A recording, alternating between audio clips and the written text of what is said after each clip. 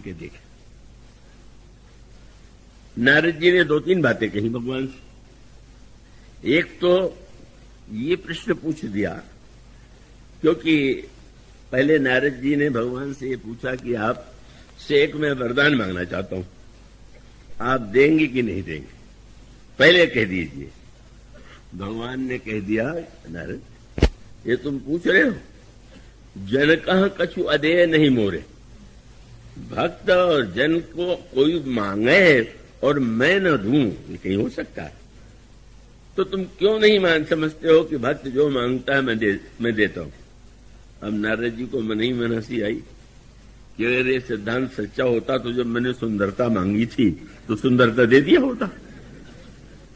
लेकिन कह तो ये रहे कि जन कह कछु अदेय नहीं मोरे।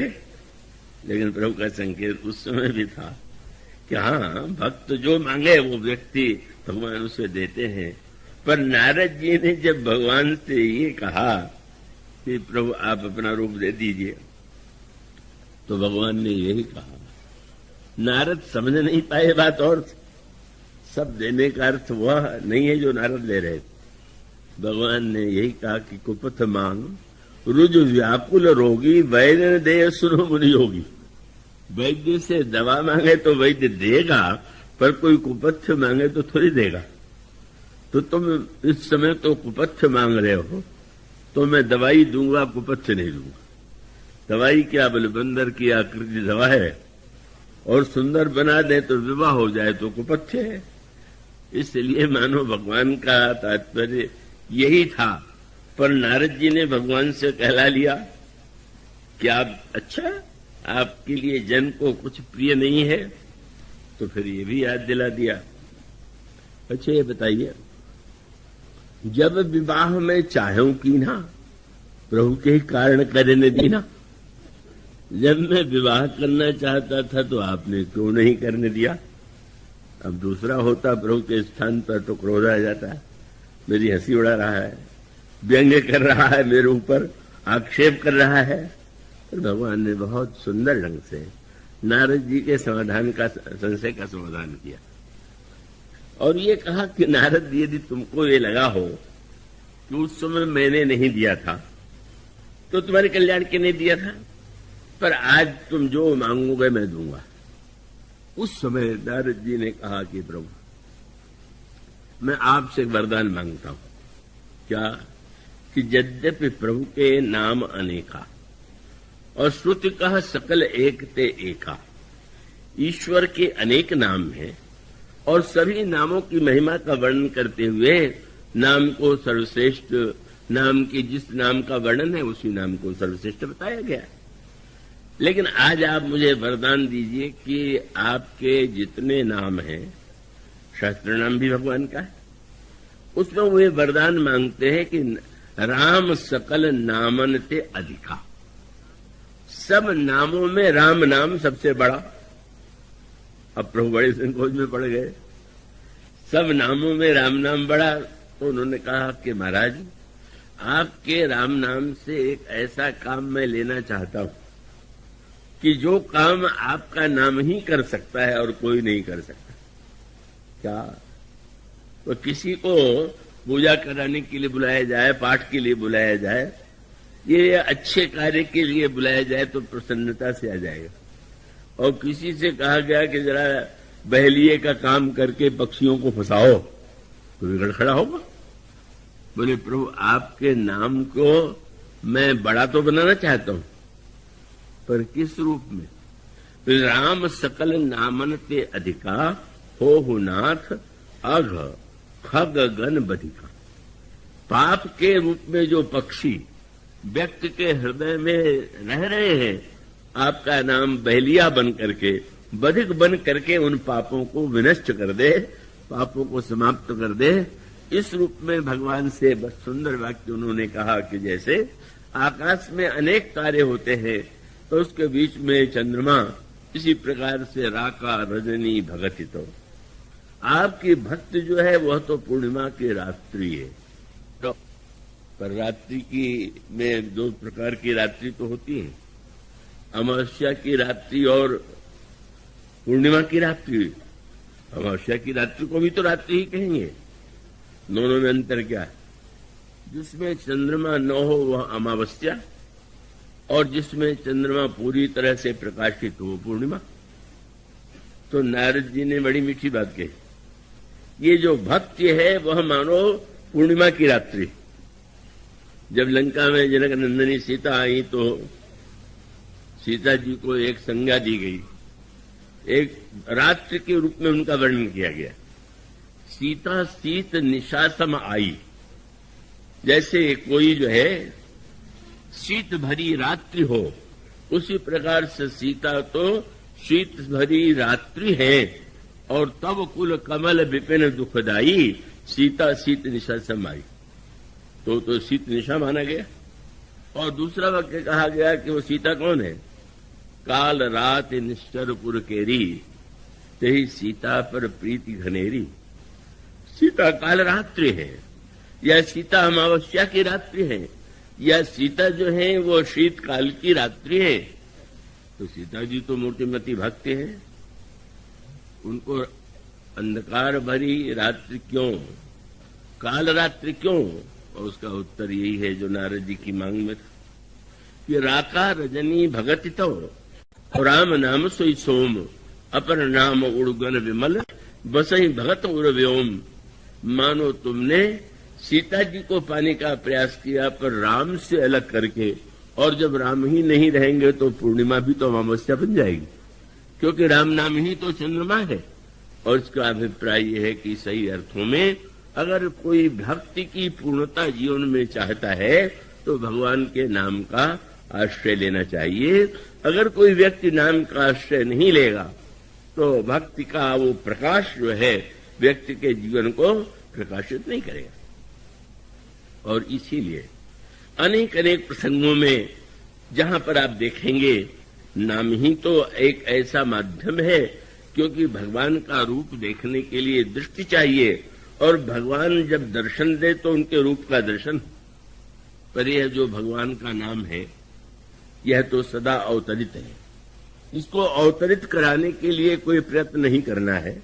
सर्वदा राम का नाम विद्यमान है, सरल है, सुगम है, और मनुष्य अपनी जिह्वा पर अगर इस नाम को धारण कर ले तो धन्य हो जाएगा। इसलिए आप सर्वत्र एक सूत्र पाएंगे। हनुमान जी को प्रभु जब लंका भेजने लगे तो मुदरी ही देकर के क्यों भेजा? और उसका सूत्र मानो यही था कि भक्ति देवी सीता से तुम्हारा परिचय कैसे होगा। और संकेत ये था कि नाम का आश्रय लेकर के ही तो भक्ति देवी से परिचय और कृपा पाई जा सकती है। इसलिए प्रभु ने जो नाम की मुद्रिका दिया, राम नामांकित अति सुंदर, वह मानो यह संकेत करने के लिए दो बातें। कल लंका में जाना है, और लंका की स्थिति वही है जो कलयुग की स्थिति होती है। मानो मिथिला में सतयुग, अयोध्या में त्रेता युग, और यह जो रावण की लंका है का ये तो वस्तुतः कलयुग के समान है। और चहु जुग चहु श्रुत नाम प्रभावु, कलि विशेष नहीं आनो पाऊ। मानो तुम मूर्तिमती लंका जो कलयुग की भावना वृत्ति जहां पर विद्यमान है वहां जा रहे हो, तो ये राम नाम तुम्हारे लिए परम सहायक है। और जिनसे तुम परिचय पाना चाहते हो उनसे परिचय का एक ही उपाय है, मेरा नाम। और इस संबंध में एक बड़े महत्व का सूत्र जिसका गोस्वामी जी ने उल्लेख किया है, और जो लोग साधन करते हैं उनके लिए बड़ा उपयोगी। कभी कभी ये प्रश्न आता है कि जप करना चाहिए कि ध्यान करना चाहिए, अथवा एक प्रश्न ये होता है कि जप और ध्यान दोनों करें कि केवल ध्यान करें। तो कुछ लोग तो जप को महत्व देते हैं और कुछ लोग ध्यान को महत्व देते हैं। तो ध्यान का बड़ा महत्व है सारे शास्त्रों में, सारे ग्रंथों में।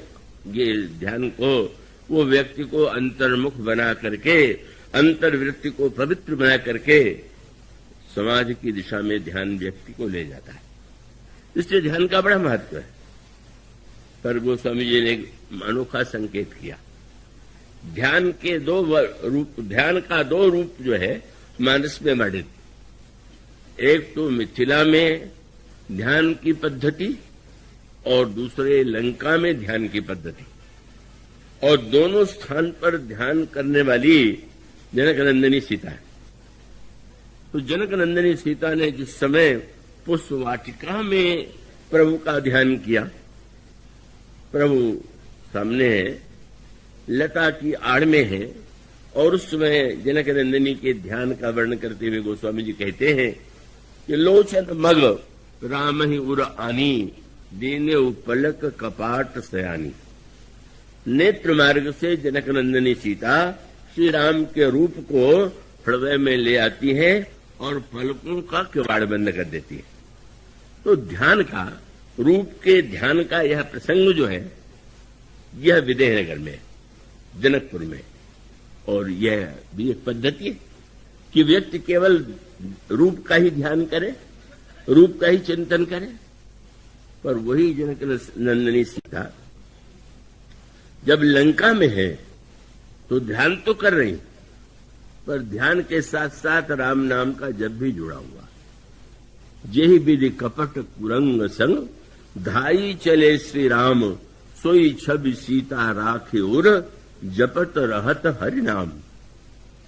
और इसका अभिप्राय क्या कि अगर कहीं पूर्ण बहिरंग कोई विपत्ति या मन के दोष नहीं है और प्रशांत स्थिति में आप ध्यान करें तो ध्यान परमोत्तम हो सकता है। लेकिन अगर लंका जैसा वातावरण हो, चाहे बाहर चाहे भीतर, और उस समय अगर ध्यान करना हो रूप का, तो उसके लिए यह जो नाम का जप है वो परम सहायक। लंका में ध्यान और जप दोनों, और मिथिला में केवल ध्यान। तो अब ये तो आपको निर्णय करना है कि आप पुष्प वाटिका में है कि अशोक वाटिका में, अयोध्या में है कि लंका में है। अब इसको तो आप ही समझ सकते हैं। और इसलिए हनुमान जी जब लौट करके आए, और सचमुचो नाम के द्वारा ही तो परिचय हुआ, इसीलिए हनुमान जी ने उतर करके मां को मुद्री नहीं दिया, नाम की मुद्रिका को पहले ऊपर से प्रेषित किया, और जब नाम की मुद्रिका को जनकनंदिनी ने उठा लिया तो फिर वो राम नाम, फिर श्री राम की कथा, और उसके पश्चात हनुमान जी आकर के मां का दर्शन करते हैं, आशीर्वाद प्राप्त करते हैं। नाम को माध्यम बना करके ही लंका का सारा कार्य बनता है। भीषण जी का प्रसंग आपको व्यास जी सुना रहे हैं, वहां पर भी ये संकेत है। जब सारे नगर में जनकनंदिनी सीता को खोजने के बाद भी हनुमान जी खोज नहीं पाए, इसलिए हनुमान जी के हृदय में विभीषण के प्रति अगाध श्रद्धा। श्री भरत श्री विभीषण के मन में हनुमान जी के प्रति गुरु भावना, और हनुमान जी के मन में विभीषण के प्रति गुरु भावना, यह अनोखा दोनों का संबंध है। और दोनों के संबंध का तात्पर्य क्या हुआ?